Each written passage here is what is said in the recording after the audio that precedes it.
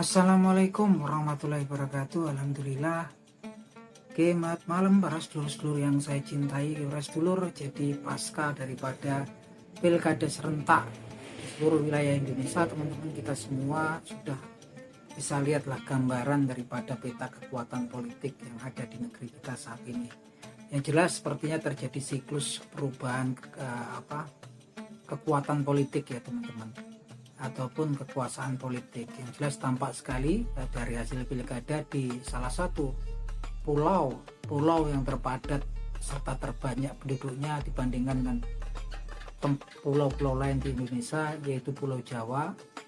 Ini peta kekuatannya sudah bisa dilihat ya, peta kekuatan politik, siklus peralihan kekuatan politik atau pengaruh politik ya.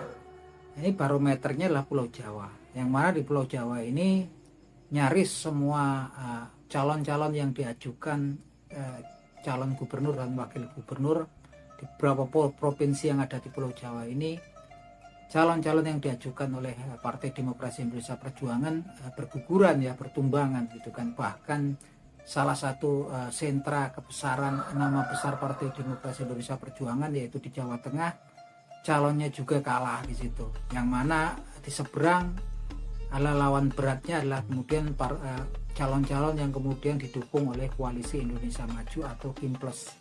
Yang mana juga selain Kimples ada tambahnya lagi, yaitu mantan presiden kita Bapak Joko Widodo turun gelanggang, kemudian mengendorse, kemudian juga mengkampanyekan langsung calon-calon yang kemudian dicalonkan oleh Koalisi Indonesia Maju Plus. Tentunya juga ini berkaitan dengan siklus tahunan yang kelak ya, di 5 tahun ke depan, yaitu di tahun 2029 ini seperti ya gambaran suatu konsolidasi ataupun penyusunan strategi ataupun kekuatan untuk siklus 5 tahunan. Yang jelas saat ini partai yang selama ini selalu mendominasi politik di negeri kita, yaitu Partai Demokrasi Indonesia Perjuangan, dalam kondisi kritis, dalam kondisi krisis, dalam kondisi terendah ya dalam sejarah partai tersebut ya, perjalanan partai tersebut di perpolitikan negeri kita. Karena memang dari awal kemunculannya PDIP ini ketika di era reformasi lahirnya, ketika partai ini belum memiliki banyak kader yang kemudian jadi gubernur, wali kota ataupun bupati, bahkan belum memiliki anggota dewan ya gitu kan, belum memiliki anggota yang menjadi wakil rakyat baik di DPR ataupun MPR. PDIP ini di pemilu pertamanya sudah langsung menjadi pemenang pemilu, dan ini terus berlanjut bahkan sampai dengan saat ini. Kemarin PDIP walaupun kalah di Pilpres, tapi kemudian di Pileg ya memang dia menang ya, urutan 1, yaitu 16% dari keseluruhan di wilayah Indonesia. Tapi kemudian dipepet dengan Golkar yang memang juga 16% juga, cuman kalah berapa kalah tipis ya Golkar ya, tetap leading. Dan memang kemudian disusul pertanda itu memang kemudian muncul ketika kemudian capres yang diajukan oleh Pak PDIP waktu itu Bapak Ganjar Pranowo ya teman-teman, dan Profesor Mahfud MD secara mengejutkan juga kalah ya dalam kontestasi 5 tahunan kemarin. Yang jelas lagi-lagi memang di belakang lawan yang dihadapi oleh pasangan PDIP adalah di belakangnya ada calon yang kemudian capres yang kemudian disokong, didukung oleh mantan Presiden Republik Indonesia yaitu Bapak Joko Widodo. Dan itu sebenarnya sudah gambaran ya ketika kemudian Bapak Ganjar Pranowo ketika di Jawa Tengah kemarin perolehan suaranya itu cuma sekitar 36% sekalipun di situ pileknya menang. Itu sebenarnya sinyal-sinyal tanda bahaya sebenarnya untuk PDI waktu itu kalau kemudian memang betul-betul mawas diri. Nah, tampaknya di seluruh Pulau Jawa harapannya saat ini untuk menjaga kemudian kebesaran atau harga diri Partai Demokrasi Indonesia Perjuangan hanya tertinggal satu, yaitu Provinsi DKI Jakarta ya. Provinsi DKI Jakarta ini memang kemudian sangat vital buat kehormatan Partai Demokrasi Indonesia Perjuangan. Ini pun saat ini juga sepertinya dalam masa kritis juga gitu kan, karena memang kalau kemudian pasangan Pramono Anum atau Rano Karno yang didukung PDIP kemudian tidak menang 1 putaran, main 2 putaran juga repot karena di seberang ada banyak partai ya. Tentunya pastinya repot. Dan saat ini masih kita semua, walaupun pasangan Pramono Anum Rano Karno kemudian leading memimpin, tapi ya di bawah menyusul, masih menunggu hasil resmi dari KPU. Tapi kemudian di sini yang jadi sorotan saya adalah kemunculannya Anies Baswedan dan para pengikutnya yang disebut sebagai anak abah. Ini efeknya sangat luar biasa sekali. Artinya kemudian kalau kita lihat daripada pilkada di DKI ini, sekalipun mantan presiden kita Joko Widodo turun langsung di situ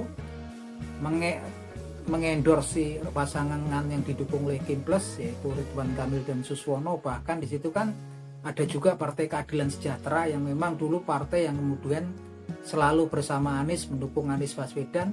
Hanya juga nggak terbendung ya ini dukungan Anies Baswedan dan para pengikutnya disebut anak abah ini kan. Karena memang ternyata Anies Baswedan atau yang antara pengikutnya yang disebut anak abah ini memang kuat sekali ya, kuat sekali pengaruhnya, dan mereka kemudian bertekad untuk habis-habisan memperjuangkan calon yang kemudian diajukan oleh Partai Demokrasi Indonesia Perjuangan untuk memenangkan pilkada di DKI Jakarta. Dan tentunya di seberang, dan tentunya mereka juga bahu-membahu dengan relawannya Bapak Basuki Cahayapurnama atau yang disebut Pak Ahok ya, pengikutnya ini Ahoker. Ini tampak sekali kalau Anies Baswedan ini memang belum redup, belum terbubur, dan pengaruhnya masih kuat banget.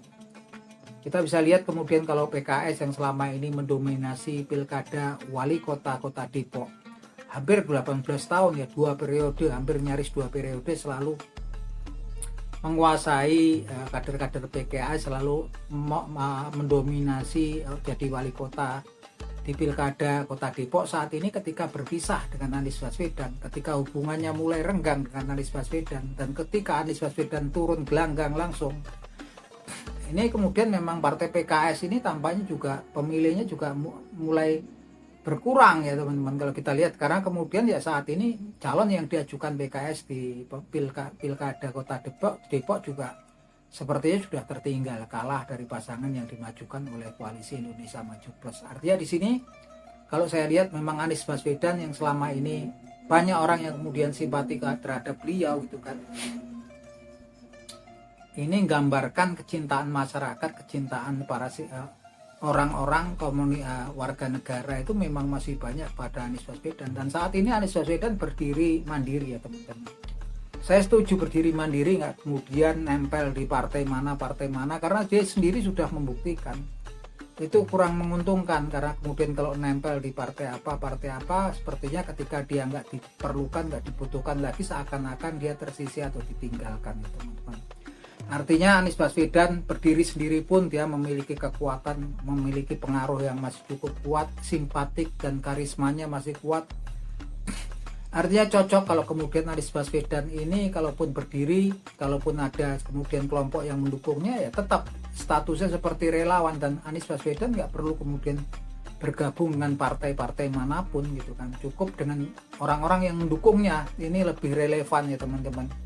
Jadi anak abah ini kita udah teruji militansinya. Ketika kemudian mereka sepertinya juga banyak yang merasa terpaksa harus memilih pilihan yang dipilih oleh Anies Baswedan, ini menunjukkan mereka militansinya untuk mendukung Anies Baswedan kuat sekali. Banyak yang komen, saya ini baru kali pertama seumur hidup saya mencoblos calon yang didukung oleh Partai Demokrasi Indonesia Perjuangan. Kalau hal-hal seperti itu kan memang kemudian suara-suara seperti itu wajar kan? Karena memang dulu Anies Baswedan dan pendukungnya ini kan mendukung ideologi ya, kesininya bawahnya ideologi, dan ideologinya memang kemudian berseberangan, kita berbeda jauh dengan PDI Perjuangan dan akar rumputnya.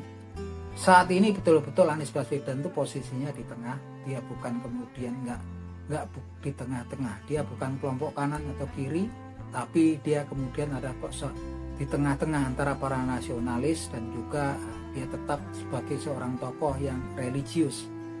Nah sepertinya memang anak abah ini jadi semacam organisasi, seperti organisasi yang kemudian dulu mendukung mantan Presiden Joko Widodo, yaitu Projo ya teman-teman, yang memang kemudian memiliki pengaruh yang sangat kuat. Itu terbukti ketika Jokowi mendukung pasangan Kim Plus di Jawa Tengah dengan para pengikutnya yang disebut Projo itu pengaruhnya ya masih luar biasa, bahkan itu di kandang banteng. Dan konyolnya memang Projo ini kan memang lahir dari dulu memang para simpatisan dari para pendukung Partai Demokrasi Indonesia Perjuangan. Sini saya cuma pengen menyoroti Anies Baswedan. Jadi Anies Baswedan sudah tepat langkahnya ya teman-teman. Dan memang Anies Baswedan tentunya kesananya memang powernya kuat ya, pengaruhnya sangat kuat, memiliki nilai tawar yang kuat. Artinya memang saat ini ketika nanti pasangan PDIP yaitu Pramono Anung dan Rano Karno memenangkan pilkada di DKI Jakarta, Anies Baswedan tentunya memiliki sahabat di karir politiknya ya, yaitu Partai Demokrasi Indonesia Perjuangan yang memang saat ini sedang mengalami krisis dan titik terendah dalam perjalanan politiknya di Indonesia. Artinya suka nggak suka PDIP kemudian memerlukan tokoh ya, yang kemudian bisa kemudian menyusun ulang kekuatan, regrouping, dan kemudian perlu melakukan evaluasi besar-besaran di internal partai. Kan memang banyak kemudian kerusakan atau kekalahan partai PDIP ini karena memang kemudian banyak tokoh-tokoh internalnya yang kemudian berbalik arah gitu kan, berbalik arah dan memilih jalan yang berseberangan dengan PDIP. Ini yang memang harus dicermati oleh PDIP. Dan saya lihat kalau kedepannya memang kemudian Bapak Basuki Cahayapurnama atau Ahok ini ya perlu dimunculkan lagi. Dan kalau memungkinkan memang kemudian selalu dipasangkan seakan-akan dengan Anies Baswedan. Dua tokoh ini sangat dibutuhkan jika memang Pak PDIP ingin kemudian melakukan konsolidasi, penyusunan ulang kekuatan, mengatur ulang kekuatan ataupun strateginya ke depannya. Kalau enggak ini kan semakin turun terus nih popularitas daripada Partai Demokrasi Indonesia Perjuangan. Sangat jelas sekali gitu kan. Dan Anies Baswedan saya pikir ini memang langkah yang paling bijak. Saya pikir dia nggak akan pernah perlu lagi join gabung dengan kelompok-kelompok yang dianggap mungkin ya agak beraliran kanan atau mungkin keras gitu kan. Nggak perlu, karena Anies Baswedan ini tokoh bangsa kalau saya pikir. Tokoh bangsa berdirinya di tengah, nggak mungkin terlalu kanan, nggak terlalu keras, tapi di tengah. Dia seorang nasionalis, dia juga seorang nasionalis yang religius. Dia tokoh bangsa nggak cocok kalau yang seperti itu. Dan terbukti bahwasannya juga organisasi ataupun yang dulu mendukung Anies ataupun partai-partai politik yang mengatakan bahwasannya mereka adalah organisasi ataupun partai politik yang berbasis atau berideologi religius, ternyata juga kan memang Anies Baswedan sendiri merasakan ketika beliau memang kemudian serasa nggak dibutuhkan lagi ya ditinggalkan gitu kan. Nah pas saat ini memang kemudian Anies Baswedan sosoknya berdiri sebagai tokoh yang mandiri, nggak perlu menclok, nggak perlu bergabung, nggak perlu dukungan partai mana, organisasi apa. Dia punya nilainya tersendiri, punya karismanya tersendiri, dan dia memiliki pengikut yang akan selalu setia mendukung Anies Baswedan. Mereka adalah yang disebut dengan anak abah, teman-teman. Dan saya yakin kedepannya Anies Baswedan dan para pengikut yang dinamakan anak abah akan kemudian semakin diterima oleh para simpatisan ataupun akar rumput PDIP karena memiliki kesamaan nasib ya di sini ya. Kesamaan nasib dan memiliki kesamaan ya, visi misinya pastinya nanti akan sama.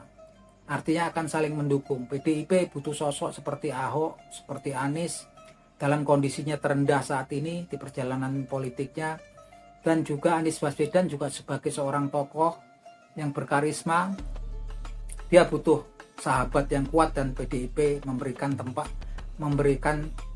pasti akan memberikan pengaruhnya, memberikan tempat tersendiri buat Anies Baswedan dan para pengikutnya yaitu anak abah. Nah itu aja teman-teman obrolan kita malam hari ini. Salam seduluran.